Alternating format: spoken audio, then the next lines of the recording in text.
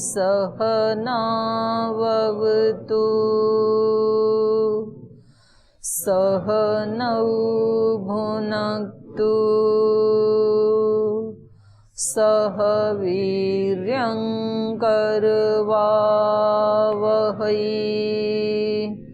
तेजस्विनावधीतमस्तु मा विद्विषावहै। ॐ शान्ति शान्ति शान्तिः।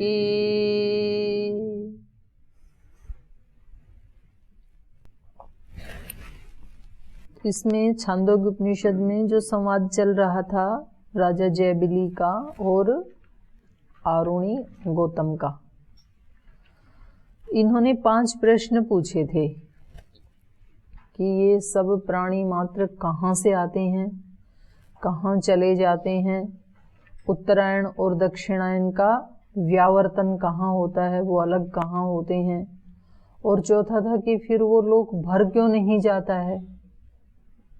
तो 3 प्रश्नों का उत्तर दिया जा चुका है। सब कहाँ से आते हैं? द्युलोक से आते हैं सब। उस अग्नि से यात्रा शुरू हुई थी ना, द्युलोक को अग्नि समझ करके उसमें श्रद्धा को आहूत किया, तो वहां से आते हैं। जाते कहाँ हैं? जहां से आए वहीं जाते हैं। लेकिन कुछ देवयान मार्ग से जाते हैं, कुछ पितृयान से जाते हैं, कुछ उत्तरायण से में जाते हैं, कुछ दक्षिणायन में जाते हैं। तो ये दोनों अलग अलग पथ हैं। तो जो उत्तरायण में जाते हैं देवयान मार्ग से जाते हैं, और जो शुद्ध आचरण वाले हैं तो उनका आत्मा, उनकी आत्मा की ज्योति, उसका प्रकाश बढ़ते बढ़ते फिर वो अनंत प्रकाश में ही लीन हो जाते हैं। ये तो उनका है, अमानव हो जाते हैं, फिर वो दोबारा वो मनुष्य रूप में, मानव रूप में नहीं आते हैं। और दूसरे जो दक्षिणायन में जाते हैं और पितृयान मार्ग से जाते हैं, वो फिर स्वर्गलोक, चंद्रलोक आदि में जितना उनका था उतने दिन रह करके, जितना उनका पुण्य था उतने दिन रह करके, जिस मार्ग से गए थे उसी मार्ग से फिर वापस आ जाते हैं। लेकिन उसमें वापस आने के बाद वो उनकी यात्रा जो है पृथ्वी के ऊपर वो अन्न रूप में आते हैं फिर। और फिर अन्न में आने के बाद अब यहाँ से निकलना बहुत कठिन हो जाता है इस जीव को, अन्न में से निकलना, क्योंकि जो जैसा इसका पीछे का कर्माशय रहा है उसके अनुसार उसी तरह का कोई प्राणी उसको खाएगा, उसके अन्न में जाएगा, उसके पेट में जाएगा, उसके वीर्य में जाएगा, फिर उस योनि में जाएगा, फिर वहाँ से पता नहीं कब निकल पाएगा। तो ये दूसरा बताया था इन्होंने। और फिर आज एक तीसरा भी बताएंगे। तो पीछे वाले पाठ में से आपका कोई प्रश्न है तो पूछ सकते हैं पहले। ओम प्रणाम दीदी जी। यहाँ पर 10वें खंड में 5वां नंबर मंत्र है, वहाँ पर अभ्र शब्द आया है। क्या शब्द आया? अभ्र। अभ्र जी, कोहरा। यहाँ धूम तो कोहरा है, और अभ्र क्या अर्थ निकल रहा है? धूम तो धूम होता है और अभ्र कोहरा होता है, कोहरा अभी हो रखा है ना जैसे बाहर, उसको अभ्र कहेंगे। और जो अग्नि जलने के बाद जो होता है उसको धूम कहते हैं। हो गया? ओम दीदी। हाँ भाई। जैसे इसमें बताया गया कि पहले आहुति दिवलोक में जाती है, उसके बाद पर्जन्य, बादल से अन्न बना, अन्न से वीर, उसके बाद गर्भ धारण हुआ। तो ये तो सारे जड़ पदार्थ हैं। कौन से? ये अन्न, बादल, वीर। फिर इसमें चेतना का कैसे प्रवेश हुआ? चेतना कहाँ से आ गई?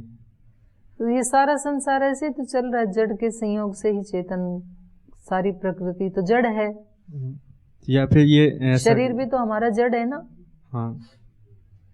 और शरीर किससे बना है हमारा? 5 भूतों से।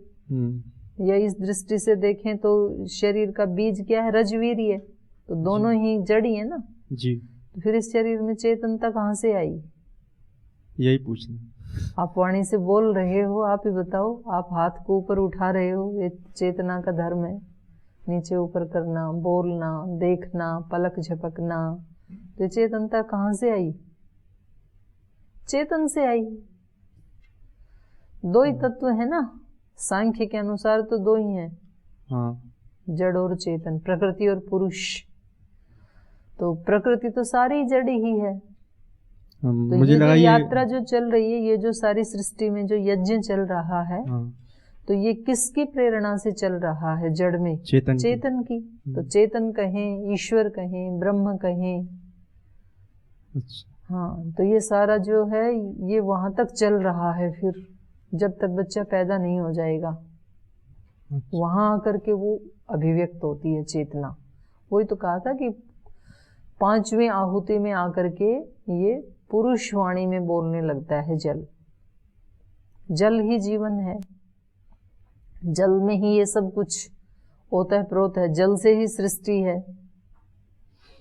रजवीरिय भी जल रूप ही है ना, तो उस रूप में कह रहे हैं ये। तो चेतन के सहयोग से जड़ भी चेतनवत हो जाता है। मतलब उनका परिवर्तन नहीं हो रहा, वो अलग से है। परिवर्तन भी हो रहा है, पर वो चेतन नहीं हो जा रहे हैं तो रहेंगे जड़ ही वो। परिवर्तन जैसे अभी भी हो रहा है ना, गर्भ से लेकर के अब तक का आप देखेंगे तो एक तो गर्भस्थ शिशु का शरीर है, फिर उसमें परिवर्तन होकर के जो अभी पैदा हुआ, उत्पन्न हुआ उस शरीर, उस शिशु का शरीर है, फिर उसके 1 साल बाद का शरीर, 2 साल, 5 साल, तो परिवर्तन तो हो रहा है ना जड़ में। लेकिन परिवर्तन होते हुए भी वो है जड़ ही, चेतन नहीं हो जाएगा कभी भी शरीर। तो परिवर्तन तो हो ही रही है, छोटा बच्चा है, फिर किशोर है, फिर युवा है, फिर प्रौढ़ है, फिर बुजुर्ग है, फिर मर जाता है। तो मरण पर्यंत भी लेकिन रहेगा जड़ ही, चेतन नहीं होगा। परिवर्तन तो होंगे, चेतन के सहयोग से परिवर्तन होंगे। ओम दीदी जी दीदी, आपने ये उत्तरायण में बताया था कि ये अग्नि से उत्पन्न होता है और अग्नि में ही उत्तरायण के साथ वो अनंत को प्राप्त होता है। और एक दक्षिणायन में बताया कि उसमें उनका जो भोग रहता है वो भोग के वो पुनः वापस आता है और ये अन्न आदि योनियों में वो आता है करके। तो ये मोक्ष होगा जो अनंत में जाता है कि इसको मानेंगे? कौन से वाले का? उत्तरायण वाला। हाँ, उत्तरायण जो देवयान से जाता है वो ही जाएंगे जिनका प्रकाश बहुत तीव्र हो गया है, मतलब अज्ञान का जिन्होंने नाश कर दिया है, जो ज्ञान स्वरूप ही हो गए हैं, तो वो तो मोक्ष को प्राप्त करेंगे ही, जिन्होंने पूरे अपने अज्ञान का नाश कर लिया है, अपने प्रकाश को बढ़ा लिया है। और जो दक्षिणायन से जाएंगे वो भोग भोगेंगे वहाँ, क्योंकि उन्होंने अज्ञान का नाश नहीं किया, वो सकाम कर्म कर रहे हैं, कामनाएं हैं उनके अंदर अभी। तो कामनाएं हैं, इच्छा, द्वेष, राग, ये सब है ना उनके अंदर। तो कभी कभी राग द्वेष के होते हुए भी व्यक्ति अच्छे काम कर लेता रागवश ही, तो उसका फल तो मिलेगा उसको, स्वर्ग आती तो, लेकिन मोक्ष नहीं मिलेगा।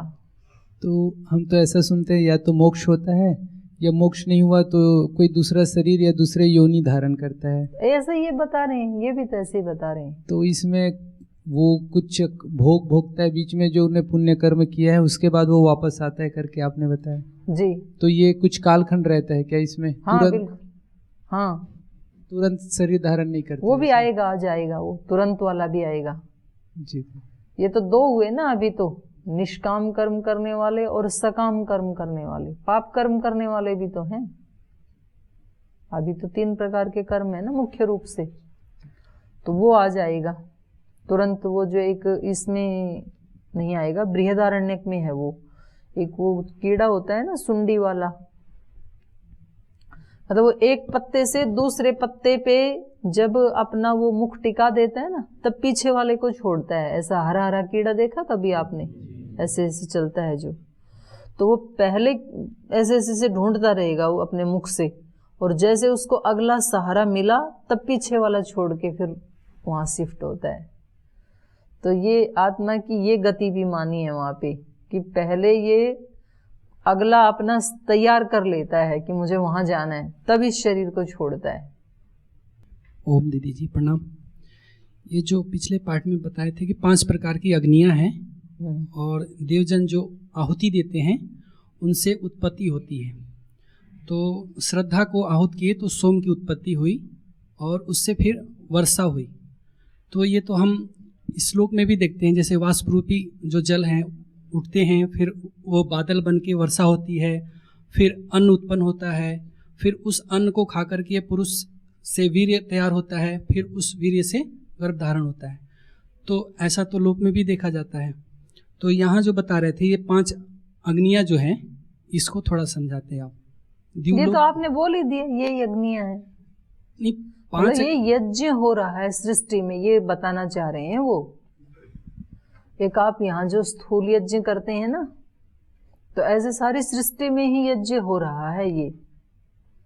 तो मानो कि जैसे यहाँ अग्नि में आहुति दी जाती है, तो ऐसे ही द्युलोक भी एक अग्नि ही है, पर्जन्य भी एक अग्नि ही है।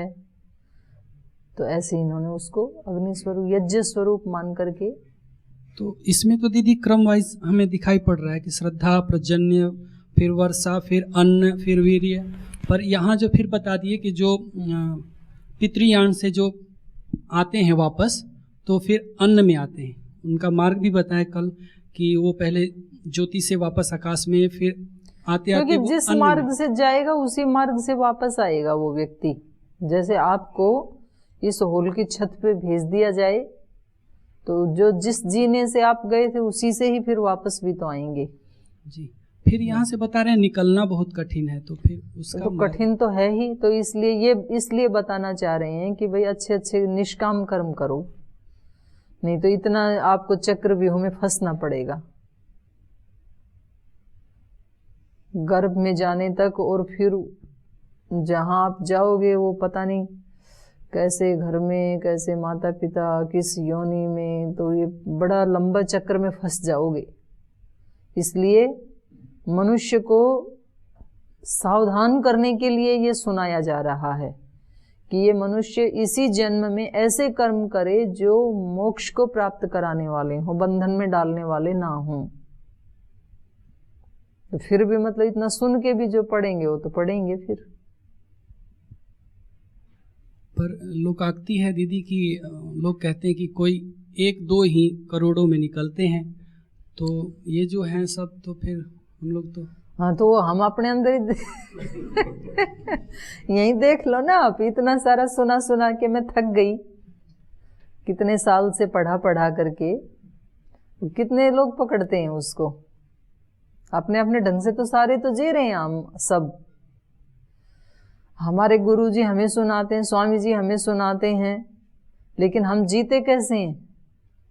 अपने ढंग से जीते हैं। उनका जो जो अनुकूल है उसको तो पकड़ लेते हैं, और जो जो हमारी बुद्धि के अनुसार अनुकूल नहीं लगता है उसको नहीं पकड़ते हैं, नहीं मानते हैं।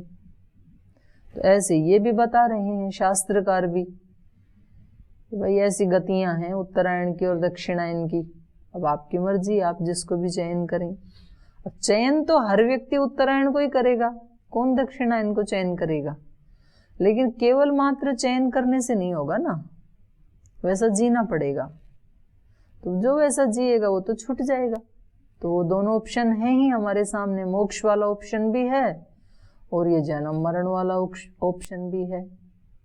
अब इस जन्म मरण वाले में भी मतलब कुछ तो ऐसे कर्म करें कि दोबारा वापस मानव देह मिल जाए, और या तो फिर इससे भी कुछ घटिया हो गए तो फिर तो दूसरी योनि में भी जा सकते हैं। और दीदी हम लोग जन्म से तो जब तक मतलब प्रौढ़ नहीं होते और ज्ञान नहीं होता तब तक तो पितृयान मार्ग में से ही चलते हैं। उसके बाद देवयान मार्ग पे हम लोग मतलब व्यावर्तन कब होता है? बच्चे बचपन से चल पड़ते हैं जो ज्ञानी आत्मा है। आदि शंकराचार्य जी ने 8 वर्ष की आयु में तो संन्यास ले लिया। 8 वर्ष का बच्चा कितना होता है? शुकदेव, कपिल, वामदेव, ये कितने सारे उदाहरण हैं। आत्मा ने जितना विकास कर लिया वो वहीं से अपनी यात्रा शुरू कर देगा, बचपन से ही कर देगा।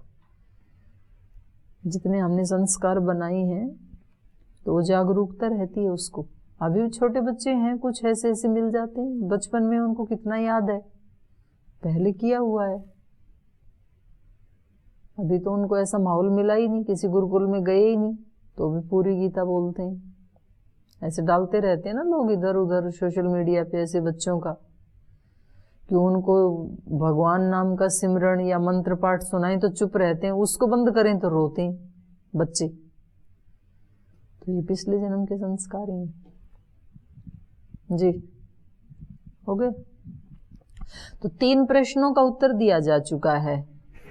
अब आगे बता रही हैं इसमें, अथ एतयो पथोर्न कतरेण चन तानि इमानि क्षुद्राणि असकृदावर्तीनि भूतानि भवन्ति जायस्व म्रियस्व इति एतत् तृतीयं स्थानं तेन असौ लोको न सम्पूर्यते तस्मात् जुगुप्सेत तदेश श्लोकः। तो कहा ये 2 पथ तो हमने बताए, उत्तरायण और दक्षिणायन वाले तो देवयान पितृयान। अथ एतयोर पथ न कतरेण चन तानि इमानि क्षुद्राणि क्षुद्राणि असकृद आवर्तीनि। कह रहे हैं जो इन दोनों में से किसी पे भी नहीं चलते हैं, इन दोनों से भी जो उल्टे चलते हैं उनकी क्या गति होती है? फिर निष्काम कर्म भी नहीं करते हैं, सकाम कर्म भी नहीं करते हैं, पाप कर्म करते हैं, तो उनका क्या होगा फिर? तो कह रहे हैं इनमें से किसी पर भी जो नहीं चलते हैं, कतरेण चने माने किसी पर भी नहीं चलते हैं, ना कर्म योनि में ना भोग योनि में।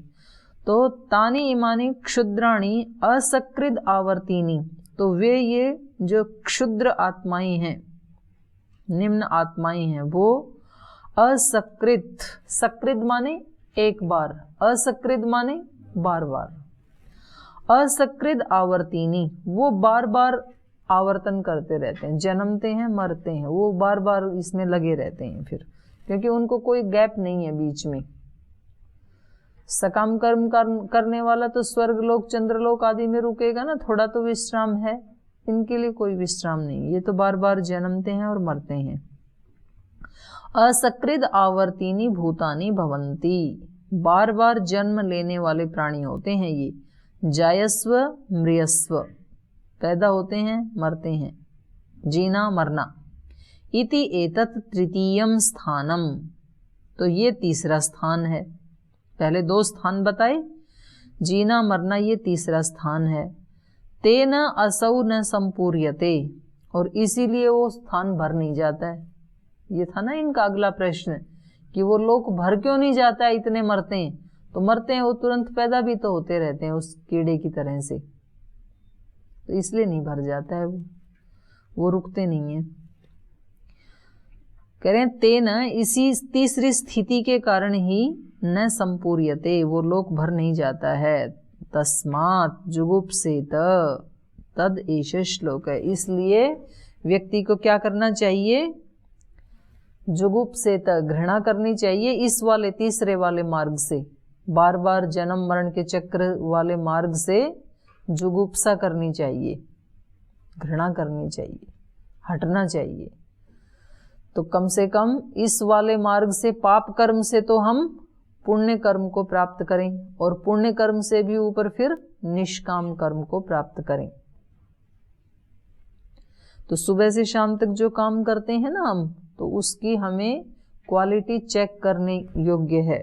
हम जो भी काम कर रहे हैं तो उसकी क्या क्वालिटी है, वो पुण्य स्तर का है कि पाप स्तर का है कि सकाम है कि निष्काम है। जो भी करते हैं अब करने को तो आप सारे जने एक ही कर्म कर रहे हैं, कक्षा में पढ़ रहे हैं ना, लेकिन एक जैसा कर्म होते हुए भी सबका अलग अलग है। ये सबकी क्वालिटी अलग अलग है।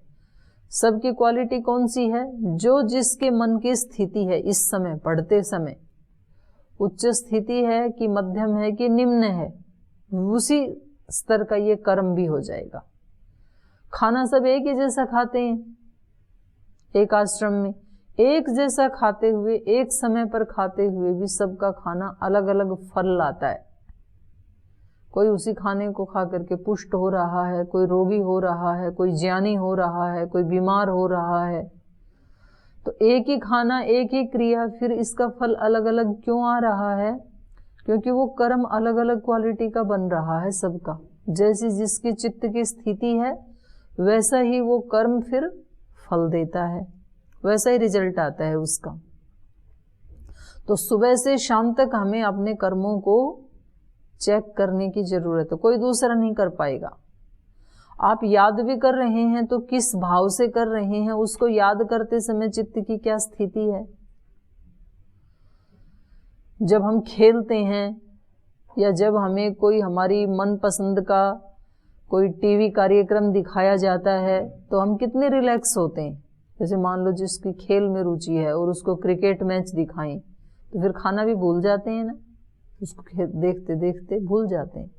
या फिर किसी की रुचि है राष्ट्रभक्ति की और उसको कोई ऐसी मूवी दिखाई जाए राष्ट्रभक्ति की तो उसको बड़ा इंटरेस्ट आता है। किसी की रुचि है आध्यात्मिक, उसको किसी भक्त की योगी के जीवन की कोई कहानी मूवी दिखाई जाए तो उसको देखते देखते आनंद आता है। किसी की रुचि है खेलने की, उनको कहीं आज छुट्टी खेलो आज तो सर्दी भी नहीं लगेगी, सर्दी में भी उनको अच्छा लगता है। तो यदि हम इस पाठ को भी ऐसा ही बना दें मूवी जैसा इंटरेस्टिंग, तो इस पाठ को पढ़ने में फिर क्या आएगा, आनंद आएगा। फिर इससे अरुचि नहीं होगी। तो जिनकी इस तरह की रुचि है कि मैं अपनी हर क्रिया को, हर कर्म को उस क्वालिटी का कैसे बनाऊं कि मुझे आनंद आए, उसमें बोर्डम ना हो मेरे को, वो उस व्यक्ति के हाथ में ही होता है। छोटे बच्चे को आप कहीं भी छोड़ो, वो कोई ना कोई खेल निकाल लेगा वहां पर। जैसे यहाँ तो कोई खिलौना नहीं है ना इस कक्ष में, तो बच्चे को आप यहाँ छोड़ो तो यहाँ भी वो कुछ ना कुछ तो करने लग ही जाएगा। पर्दे से खेलने लग जाएगा, ये आपका इस चौकी है इससे खेलने लग जाएगा, उसको बजाएगा। पेपर से खेलने लग जाएगा, वो कहीं ना कहीं तो निकाल ही लेगा, कुछ भी नहीं है तो भी, लेकिन वो रहेगा खेलता हुआ ही। तो ऐसे ही जो ज्ञानी पुरुष होते हैं वो हर परिस्थिति में, हर कर्म में उसकी वो ही क्वालिटी वो बना ही लेते हैं। वो वहाँ का माहौल अपने अनुकूल बना ही लेंगे, प्रसन्नता का बना लेंगे, शांति का बना लेंगे, खुशी का माहौल बना लेंगे। और जिनके चित्त की स्थिति वैसी नहीं है वो हर परिस्थिति को उद्दंड बना देंगे। हर तरह के विद्यार्थियों को वो बोर करने वाला बना देंगे, मन लगता ही नहीं किसी भी विद्यार्थी का, सब भागना चाहते हैं उस व्यक्ति से। और एक व्यक्ति है कि उसके पास सब व्यक्ति आकर के उनको शांति मिलती है, वो कहते हैं इनसे पढ़ लेंगे हम, कोई दिक्कत नहीं है, इनसे हम नहीं पढ़ेंगे, इनके साथ हम रह लेंगे, इनके साथ नहीं रह पाएंगे। तो ये सब क्यों होता है? चेतना के अलग अलग लेवल के कारण ऐसे होता है। तो इसलिए ये हमें सावधान कर रहे हैं कि तस्मात् जुगुप्सेत, इसलिए इस वाले मार्ग से हम बचें, इसमें हम ना फंसें, इससे हम घृणा करें कि भाई ये ठीक नहीं है हमारे लिए। सारी शक्ति लगेगी बार बार वही जन्मना वही मरना। तो ये शंकराचार्य जी जैसे जो लोग हैं उनको तो बचपन से ही ये भान हो जाता है, पुनरपि जन्मम पुनरपि मरणम पुनरपि जननी जठरे शयनम। तो इसलिए वो कहते हैं भज गोविंदम गोविंदम भज मूढ़मते। भाई भगवान का भजन कर फिर तू, इसलिए तेरे को इससे हटना है। तो तेन असौ लोकों ने संपूर्यते, तो इनके कितने प्रश्नों का उत्तर दे दिया इन्होंने? 4 का दे दिया। और कह रहे हैं इसके ऊपर तदेश श्लोक है, एक श्लोक भी है पाप से बचने के लिए ना, एक श्लोक कहीं का लेकर के उद्धृत कर रहे हैं। स्तेनो हिरण्यस्य शुराम पिबश्च गुरु तल्पम आवसन ब्रह्महा च एते पतन्ति चत्वारः पंचमश्च अचरम तैहि इति। हिरण्यस्य स्तेन, सोना चुराने वाला। कहते हैं सोना खोया हुआ भी अशुभ होता है और सोना पाया हुआ भी अशुभ होता है। खोया हुआ तो इसलिए अशुभ है कि इतनी महंगी चीज चली गई तो दिवाला निकल गया, और पाया हुआ अशुभ इसलिए है कि जिस किसी का भी है वो बहुत बद्दुआएं भेज रहा होगा, उसका बहुत जी दुखी हो रहा होगा ना, तो इसलिए उससे दूर ही रहो। खोना भी नहीं है पाना भी नहीं है। तो हिरण्यस्य स्तेन, सोने को चुराने वाला, सुराम पिबश्च और शराब पीने वाला।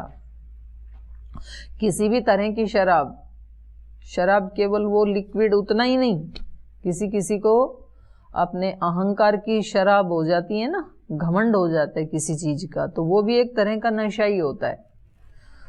तो सुराम पिबश्च, सुरा को पीने वाला, गुरु तल्पम आवसन और गुरु तल्प पर बैठने वाला, तल्प मतलब आसन या शैया, गुरु के आसन पे बैठने वाला या गुरु की शैया को प्रयोग करने वाला। ब्रह्महाहा, ब्रह्म का घातक, ब्रह्म को मारने वाला। तो ब्रह्म का मतलब यहाँ पर विद्वान भी है, ब्रह्म का मतलब ज्ञान भी है, ब्रह्म का मतलब ईश्वर भी है, ब्रह्म का मतलब आत्मा भी है। तो जब हम ईश्वर के नियमों को तोड़ते हैं तो क्या बन जाते हैं? ब्रह्महाहा। और जब हम अपने ही ज्ञान का अनादर करते हैं, हमें पता है किसी चीज का कि हमें गुस्सा नहीं करना, हमें आलस्य नहीं करना, हमें प्रमाद नहीं करना, हमें दूसरों के साथ अनुचित व्यवहार नहीं करना, हमें झगड़ा मोल नहीं लेना, ये पता है हमें, और फिर भी हम करते हैं, तो हम क्या बन गए? ब्रह्महा, अपने ही ज्ञान का नाश करने वाले। और गुरु को भी ब्रह्म कहते हैं, तो गुरु का हत्यारे हम कैसे बनते हैं? जो गुरु उपदेश दे रहे हैं उसको हम नहीं सुनते हैं, तो एक तरह से ये क्या हो गया? गुरु का मर्डर करना ही हो गया। शरीर का ही मर्डर करना केवल उनकी हत्या करना नहीं है, वो जिस मार्ग पर चल रहे हैं और वो जो हमें उपदेश दे रहे हैं, वो जो हमें बनाना चाहते हैं, वैसा जब हम नहीं बनते हैं तो हम एक तरह से उनकी हत्या ही कर रहे हैं। कठोर शब्द का प्रयोग किया है। जब व्यक्ति को यूं कहे ना कि आप तो गुरु की हत्या कर रहे हो, तो थोड़ा सा उसको लगता है ना, चुभता है अंदर जाके, मेरे बारे में ऐसे मत कहो, मैं हत्या नहीं कर सकता हूँ, मैं तो बहुत भक्ति रखता हूँ अपने गुरु के प्रति, अपने गुरु की कैसे हत्या कर सकता हूँ? तो जब कहना नहीं मानते तो हत्या ही कर रहे हो। जब उसके अनुसार अपना जीवन आचरण नहीं है तो ये हत्या ही है। तो ये इसलिए यहां पर कहा ब्रह्महाच, और ब्रह्म का मतलब वेद भी होता है, तो वेद की हत्या, वेद की जो आज्ञाएं हैं, जिस वर्ण आश्रम के लिए जो जो आज्ञाएं हैं उनका पालन ना करना, तो ये वेद की हत्या है। आत्महत्या, आत्महत्या क्या है? शरीर का नाश करना आत्महत्या नहीं, क्योंकि शरीर तो आत्मा था ही नहीं। आत्मा के जो गुण हैं उनके अकॉर्डिंग ना जीना। आत्मा के गुण है शांति, आत्मा के गुण है पवित्रता, आत्मा का ही गुण है पुरुषार्थ, आत्मा का ही गुण है ज्ञान, आत्मा का ही गुण है सद्व्यवहार। उसके अनुसार नहीं जीना तो क्या हो जाएगी फिर? ये आत्महत्या, अपने आप की ही हत्या है। उससे उल्टा जीते हैं, लड़ाई झगड़ा, गुस्सा, क्रोध, वैमनस्य, निंदा, चुगली, द्वेष, ईर्ष्या, ये सारे किस में आ जाएंगे? आत्महत्या में। उस स्थिति में जीते हैं तो ये हम अपनी ही क्या कर रहे हैं? हत्या कर रहे हैं। तो हिरण्यस्यस्तेन सुराम पिबश्च गुरुतल्पम आवसन ब्रह्महाच एते चत्वारः पतन्ति। इन चारों का पतन होता है, वो कभी भी ऊंचे नहीं उठ सकते हैं। और पंचमश्च तैहि अचरम, और पांचवा वो भी पतन को प्राप्त होता है जिनका इनके साथ संपर्क होता है, इन चारों के साथ। तो संगति भी कैसी करनी चाहिए? अच्छे व्यक्तियों की करनी चाहिए, इनकी नहीं करनी चाहिए, चोर की, शराबी की, और जो अपने गुरुओं का अपमान करता है उनकी, और ब्रह्महाहा जो आत्महत्यारा है, ऐसे लोगों की जो खुद ही डिप्रेशन में रहते हैं, तो उनके साथ क्या मिलेगा? वो तो निम्न कोटि की ही बात करेंगे ना, तो वो कोई बहुत बड़े उत्थान की बात तो करेंगे नहीं। तो उनके पास जाएंगे तो वो आपकी चेतना को और नीचे ले आएंगे। फिर तो हमेशा किसकी संगति करनी चाहिए? जो उच्च चेतना में रहते हैं, तो वो आपको पुशअप करेंगे, उठाएंगे थोड़ा सा। तो इसलिए कहा पंचमश्च तैहि अचरम इति, ये सब भी उसी मार्ग में जाएंगे, जन्म मरण वाले में।